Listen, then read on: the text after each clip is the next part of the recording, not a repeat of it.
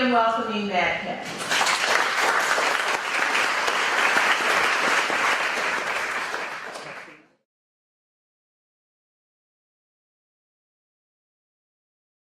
Who are some of the role models that have come up in your conversation? Oh. It's social media. Social media, definitely. Barack Obama? All right. Dave Chappelle. Dave Chappelle. What's up, bro? Yeah. People saying racial slurs on Fortnite. Yes. Yes. Any other ones? I love that one, by the way. Oprah? Parents. Parents. Parents. They're parents, obviously, right? They're parents, they're families.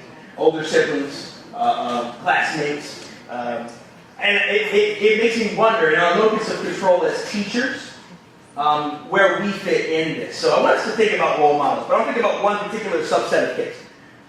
Imagine folks who are our students, and we know them, who are incredibly precocious. They look at the news. They are trying to do things the right way.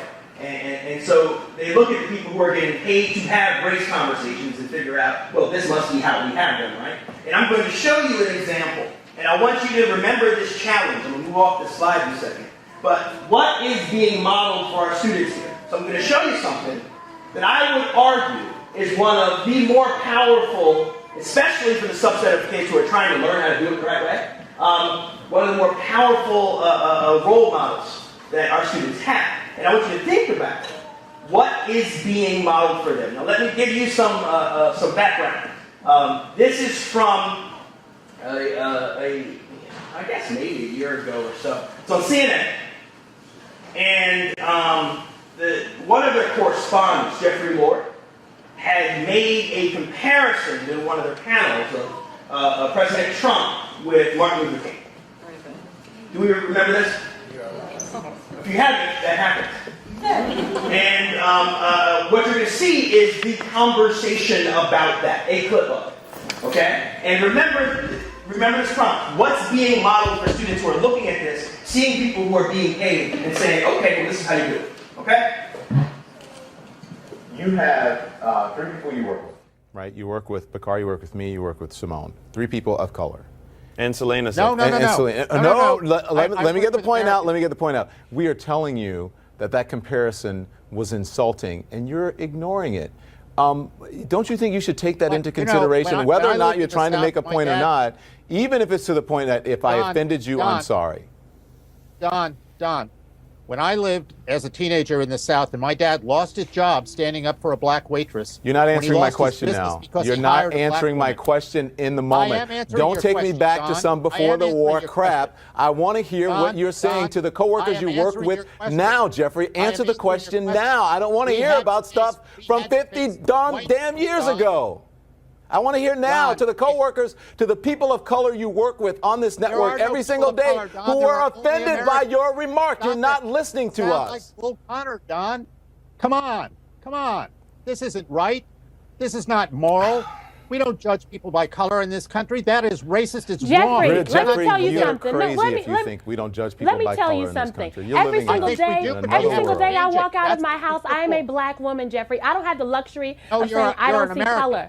Every single day I walk out of my house, someone sees me as a black woman. Regardless of how I see myself, I am a black woman. Don is a black man. Bakari is a black man. You have the luxury of walking out of the house and just being an American. You don't have to think about it.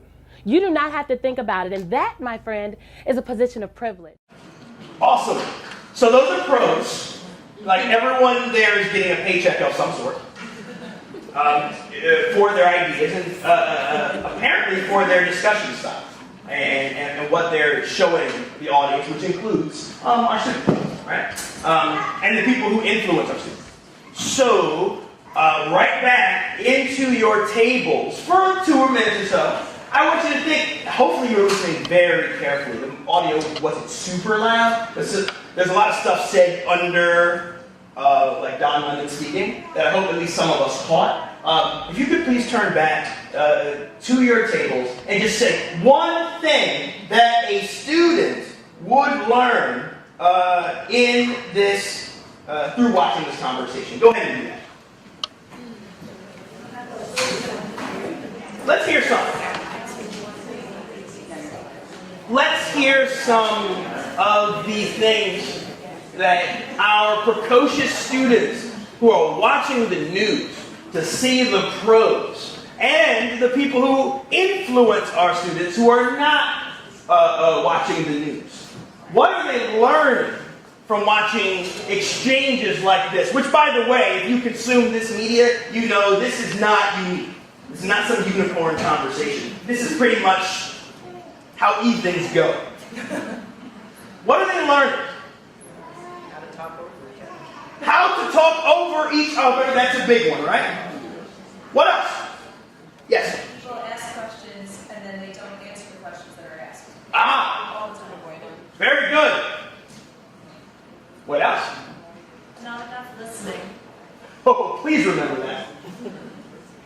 Everyone, please remember that. Like, was anyone in that panel listening to anyone else on that panel? Yes? My table mate here said men go first. Oh, nice. I've been using this for a while. This is the first time that has come up. Thank you for that. Will you repeat that? Please say that again. Men go first. The men speak first. Yeah. Lovely. Thank you. Yes. Racial conversations will end in an argument, and it will be black versus white. There you go. Could you repeat it, please? Yes, I can. Racial conversations will end in an argument, almost like that is the way they end. And that argument will always be a black-white dichotomy that will have defined sides and defined roles and hostility. Yes? My table mate said people learn silence. Like some other people in the boxes were just like making a face and being like, I'm gonna stay out of this one. Yeah. So what does that mean to not participate? She said people learn silence. And just to build on that point, I would say it's good to pay attention to who is learning to be silent. As that relates to our earlier point around gender or points that come up sometimes about race. Who gets to talk, who does not get to talk. One more, yes. That you can use a very small example from your life to justify a point, rather than looking at historical and data and what's going on right now. Fantastic, I love that. I forgot what my father was. Stood up for a black race waitress that time, and therefore I did not speak about race because my dad did that thing that time. Fantastic. Here's some things I just want to pull out. I tried to dig I've looked at the video 1,000 times and trying to just dig out some things that may or may not have noticed or may or may not have come up in your conversation. The first one we get, right? You learn that there's a cycle between monologuing and interrupting. It's a game. I say my monologue, it's like running out of the clock. I get to run out the clock, and the game is, can you interrupt when I take my breath to say your point? In this one, it's the Don Lemon. He asked the man like 3 questions and then keeps talking. Which means that he was being disingenuous. He didn't want answers. That's clear, right? If you speak and then keep asking questions over and over again, you clearly did not want them to answer the first question. And so this becomes the game. Monologue, interrupt, monologue, interrupt. Another one. Right? You saw the volumes of the conversation, of this race conversation started, kind of low. And then it just kind of built and built and built and built and built as we went. And that volume somehow in this context means something. I guess the louder you are, the more, passionate, the more right you are. The more likely it will that you'll be noticed. But definitely turn up the volume. Another one. I pulled quotes for this one.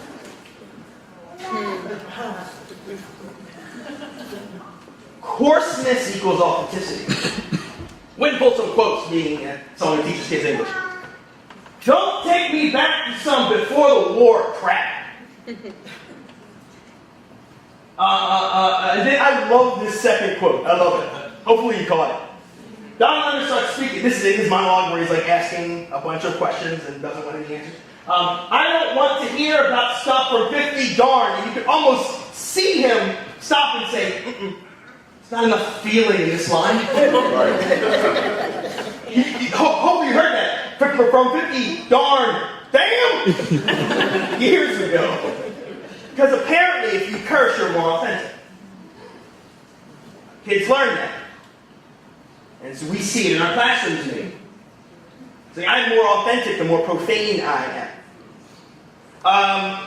Be a troll. This line, especially because the audio wasn't as low in this one, it may have come under, hopefully you noticed this line. This is one line where I kind of lose my academic remove from the situation. You call a black person Bull Connor, that hits a level where, like, I'm not entirely sure. Here I am. I'm a 13-year school teacher. I wrote a book. I'm a pro in many ways. If you call me Bull Connor, you're likely to see an entirely different side. I've read too much history. I was in too much conversation with my parents about that era. And you see this. To call a black person Bull Connor is to completely disregard their humanity.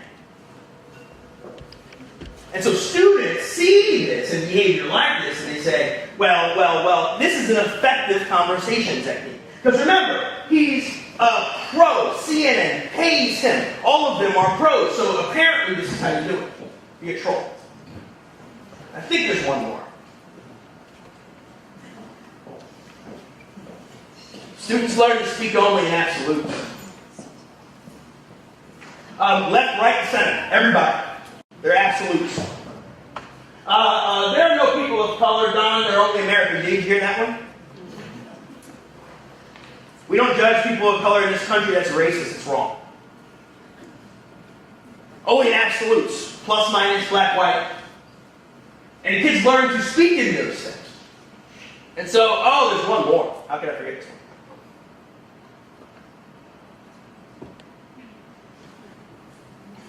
Every day I walk out of my house, I'm a black woman, and say, no, you're not. You're an American.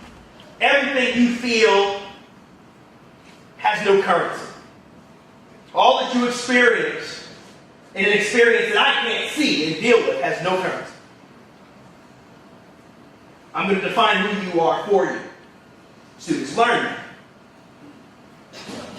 And so, with these role models, and this passing as professional conversation, this is not Twitter. This is not, these are people in suits and studios.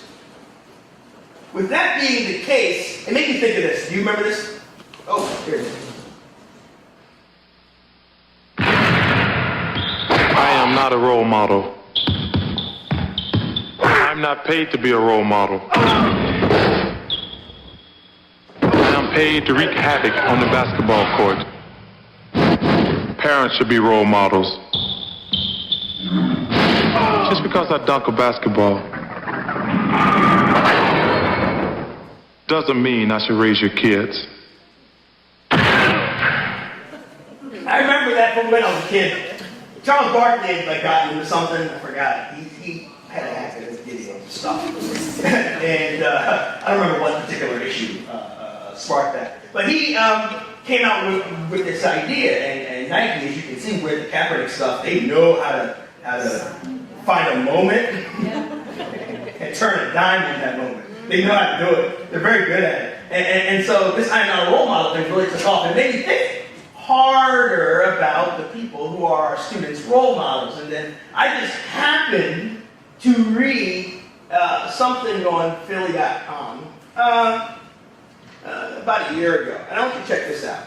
I have to leave the video every time. First, here's our line, right? Remember that. Okay? Wow. amazing. Sorry to put a lot, I was trained not to put a lot of words on the slides, but I just couldn't, you have to see this, right? It turns out that exchanges, this stuff we're about to read is about the exchange you just watched. I'm just going to read it. As pure TV spectacle, arguments like this were reminiscent of head-to-head battles pioneered a decade ago by ESPN's daytime talk shows like First Take, which pitted sports pundits against one another in loud disagreements about the topic of the day. This was not a coincidence. Jeff Zucker is a big sports fan, and from the early days of the campaign had spoken at editorial meetings about wanting to incorporate elements of ESPN's programming into CNN's election coverage. So what you just saw was inspired by ESPN shows where they argue LeBron or Kobe.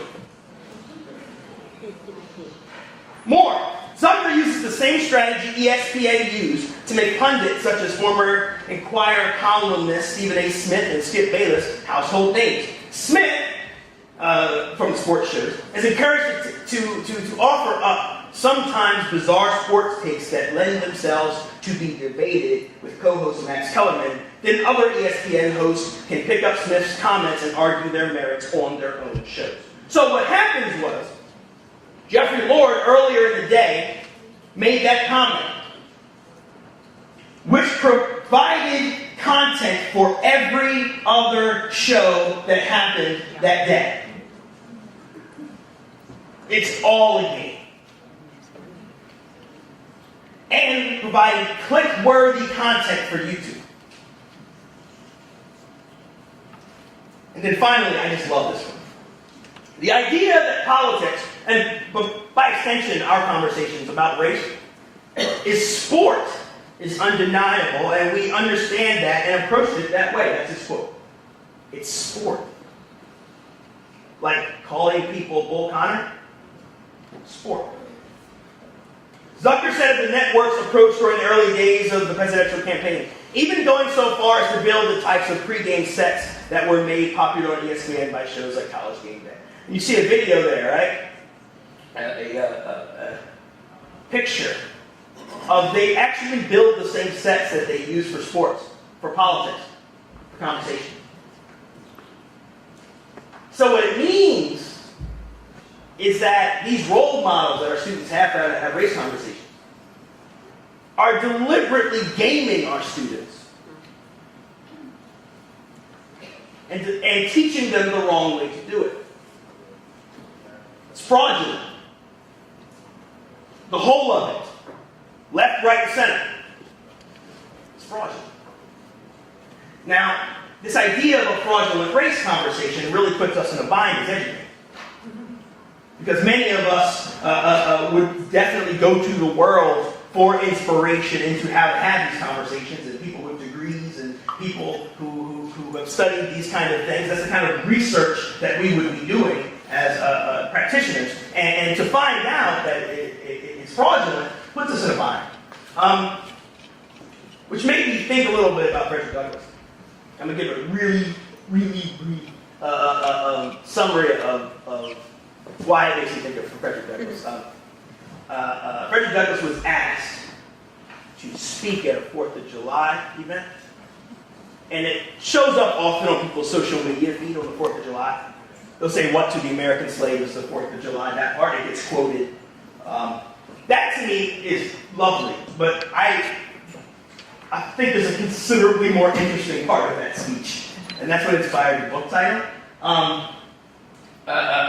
He's asked, after spending a bit of time kind of like talking about the founding fathers and like America was a good idea and some of those things, and doing that, he immediately flips and he starts saying, "We're all full of it. This is fraudulent. This whole conversation we're having about race, which in that time was slavery, this whole slavery conversation we're having is fraudulent. Left, right, center. No one's being honest. No one's being real. No one is about making solutions. No one it's fraudulent." And then he has this quote For it is not light that is needed, but fire. It's not the gentle shower, but thunder. We need the storm, the whirlwind, and the earthquake. The feeling of the nation must be quickened. The conscience of the nation must be roused. The propriety of the nation must be startled. The hypocrisy of the nation must be exposed. And I want you to notice something besides the light fire metaphor that I clearly find very useful. All of these words that he says as alternatives involve movement. It's all movement. He says, when we have conversations, nothing changes. When we have conversations, the world ends up the same way before and after the conversation. What are we doing? And so, let's talk about light for a second. He says we don't need light. Light being these conversations where nothing moves, where nothing changes, where it's all a show like what CNN does. And not just CNN, MSNBC, Fox News. Everybody who does this is in the same game, playing the same game. What is light, when we talk about the classroom, it's beneath our students' intelligence. So often the race conversations we have, our students are smarter than us. And sometimes, because we work with young humans who are brilliant, sometimes they're bored. And we read that boredom as misbehavior. We read that boredom as many things that it's not. And what they're trying to communicate to your race conversation is, you think so much of yourself. I've been having this conversation every February since I was in school. I know you think you're doing something special. But I guarantee you I've had the exact same conversation about Du Bois in Washington for the past 4 years.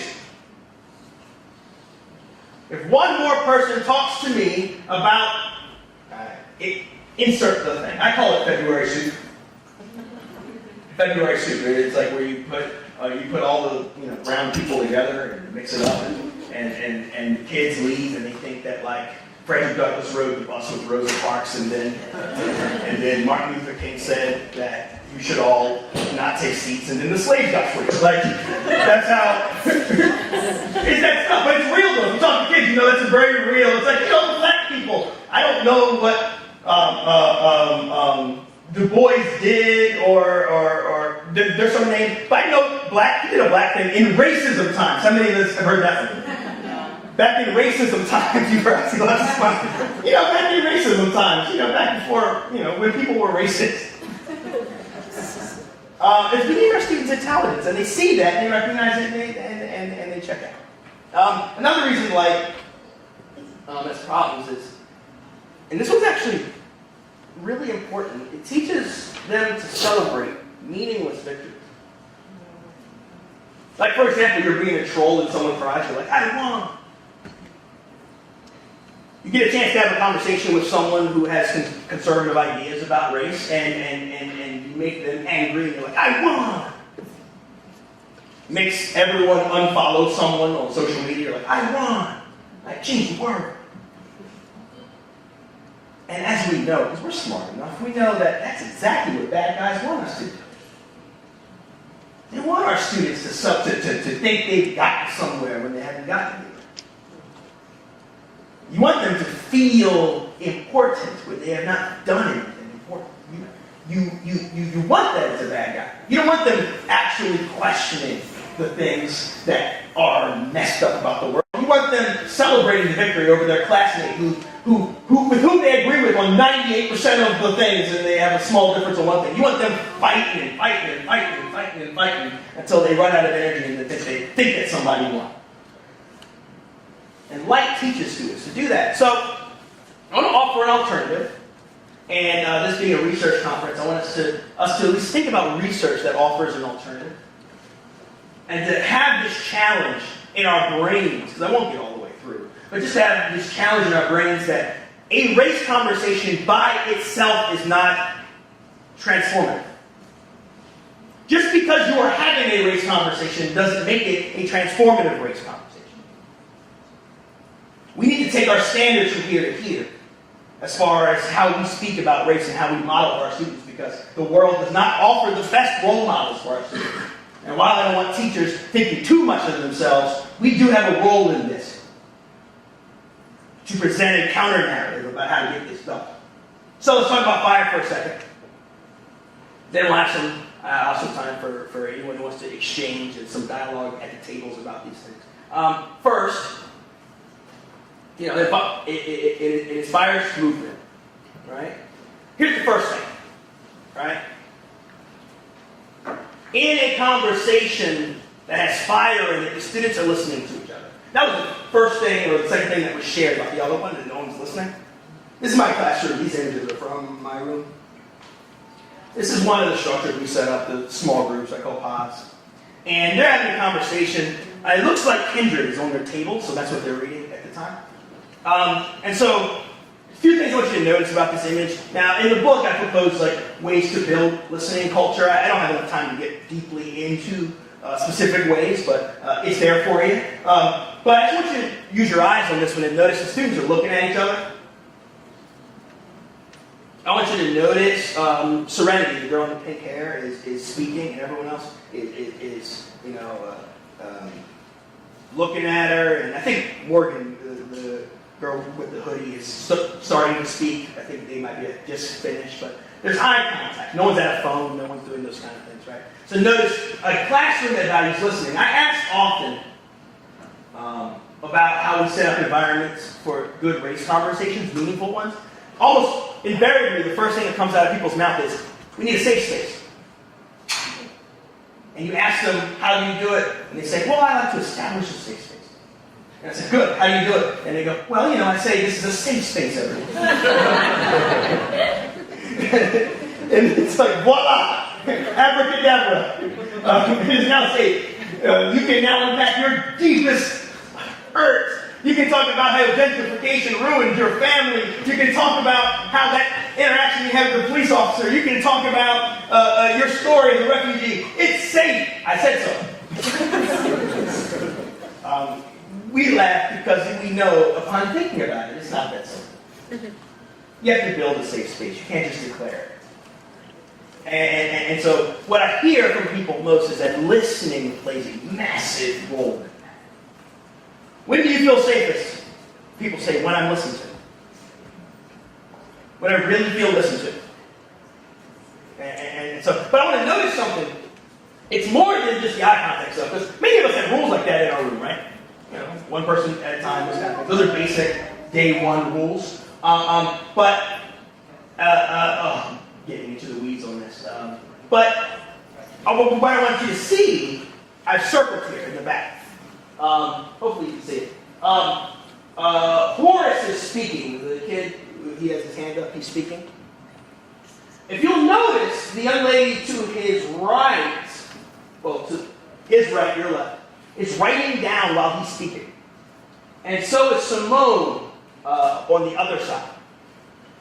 Why are they writing while he's speaking? They are writing while he's speaking because in essays in my class, you are encouraged at first and then required to cite your classmates in the conversations.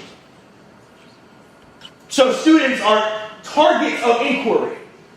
You literally have to listen to your classmates during conversations or else you do not do well on your own stuff. That's the difference between saying it and making it a discipline thing where it's like, listen, because, that's what good students do. And listen because that person has ideas that are worthwhile. So the value system that, you know the currency in the classroom, regardless of what we say, is still grades. That's the chief currency. And so now grades, which students know we value, is linked to listening. There are 1,000 other things that you can do. I just want to throw one specific thing at you by highlighting that. All three other kids, that one young lady doesn't have her head down. She's one of those writers like that. But they're taking notes on each other. And you can see notebooks open. I'm not sure if my mouth shows up. Yeah. See notebooks open. A snack. But they're taking notes on each other. Listening is important. One key thing about fire is listening. And in that panel we saw, there was no listening. Second thing. Be honest. This image right here don't know when exactly it was from. Some of the clues here say around 2013 or something. What this was is, if you teach in Philly, you know when the bottom fell out as far as the budget, we got frozen, and then none of us got raises for 6 years, or something like that. And the students were like really concerned and confused. You know, some of their classmates around the city were going to school and having to bring in toilet paper and copy paper and school supplies, and all of these things. And they're like, what is happening? I don't understand. What I love about this, when I say be honest, is I encourage the students to actually own that they did not understand why their district was not being invested in. I did not just encourage them to have opinions about why they're being invested in. Yes, of course I did. I value their opinions. But furthermore, I encouraged them to be honest about what they did not know. For example, very few, if any, of my students this year had any idea where schools got their money from. They didn't know. They figured that they were being, somehow something wrong was happening. Someone was hurting them somehow, but they had no idea. And I was teasing them playfully, saying, do you think the mayor has a bag of money under his desk? And he's just not giving it to you? And they're like, no! Wait, maybe, I don't know. Because if that's what's happening, then we should tell him. I think he's playing, but I'm not sure. And what you see here is we're just blue skying. They got on their computers and phones, and they just started looking stuff up, and you see it's random. You see something about federal budgets, you see something about sin taxes, and you see stuff they just found because they were honest about what they did not know, which runs directly counter to that defining someone else's experience for them that we saw from CNN for people who are being paid to have these conversations. Here I am with 14-year-old students being more honest about what they do not know than people who are being paid to have conversations about race. And of course we got to race here. We definitely got there. We talked about how schools that have a lot of brown people are funded. We talked about how some people have to fight for things and some people don't have to fight for things. We got there. We definitely got there. But we started from a place of honesty about what they don't know. And then, in a race conversation that is infused with fire, we see complexity. You see this map here. This is from an old census. This is from the 2000 census. Okay? So I have more updated ones that I use in the classroom. I just love this image just for its clarity. It's just super clear. And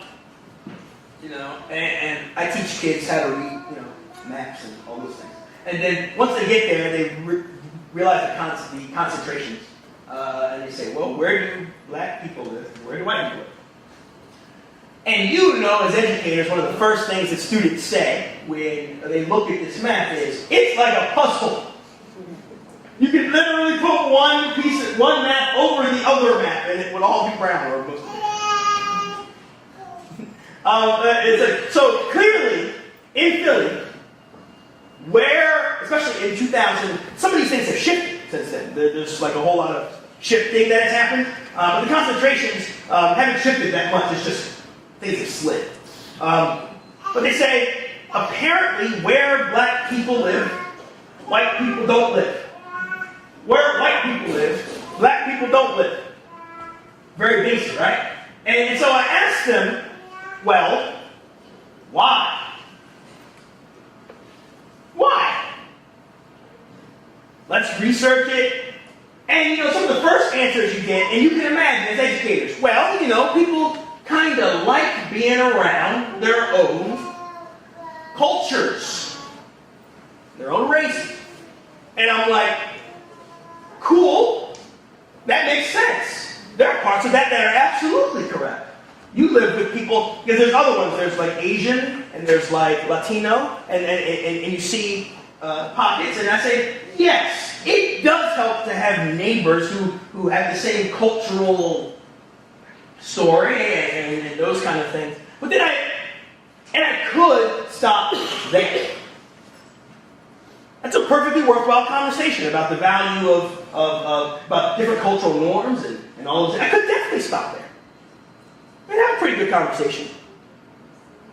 But then I try to see complexity, and I say, well, let's look closely at this map. Like, let's look really closely.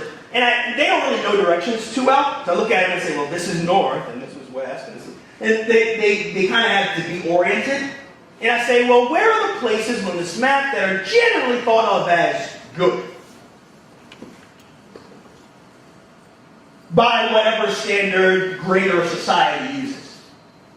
Honoring that, I'm talking about their neighborhoods. This is tough stuff. It's their neighborhoods. They live there. They're going home there afterwards. I'm in a magnet school, so they're coming all over the place. But they're going to their neighborhoods. And I say, which are the ones that other people say? Like what other people say?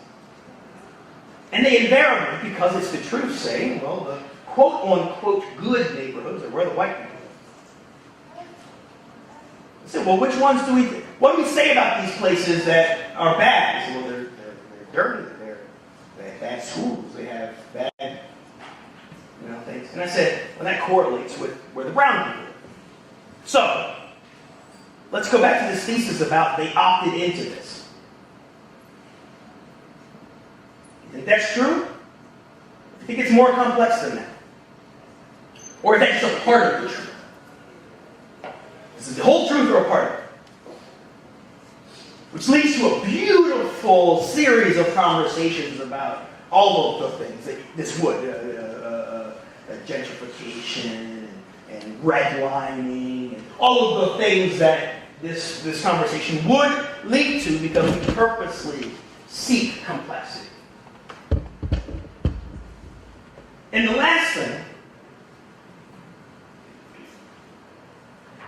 is to lead with love. This is a screenshot of a text message between one of my students and I. I was doing some version of this presentation at EduCon, at our school's conference. And I like having kids in session, but I almost had a few here today, but I figured we just didn't have enough time. So, but she had mentioned in the conversation her interactions in class with a kid named Leo, who is one of my favorite students as well. These are two of my favorite students. And Zoe is the student who sent me the text message, and Leo is the person she's talking about. And Leo is in conversations in class, is a pretty conservative kid. He's pretty conservative. He kind of sets that edge for all the conversations that we have. And I taught in 10th grade. These two go at it in class. They just go, they go at it in these conversations. It's great. I love it. She described something for me that I thought was fascinating. When they're in a thread, conversational thread or a unit that has a lot of high emotion, racial, topics, conversations, they actually meet up before class. This is fascinating to me. When you find out your students are doing something that you're like, what? It's fascinating. And they check in. It's like, you all right? You good? Are you good? I'm feeling like scrapping today. You ready for that? Yeah, I'm ready for that. You want to have a go? Yeah, let's have a go. Well, what I love is, I said, well, can you please shoot me a text describing this? Because I'm going to put this in my presentation. And she said, me and Leo discussed before every class, hey, do you feel like debating today? I have views we know we disagree on. Do you have the energy to come at each other and still be cool and be productive in the conversation? Without the right energy, it just becomes personal. And a yelling match. And we agree that we are cool. And we enjoy each other.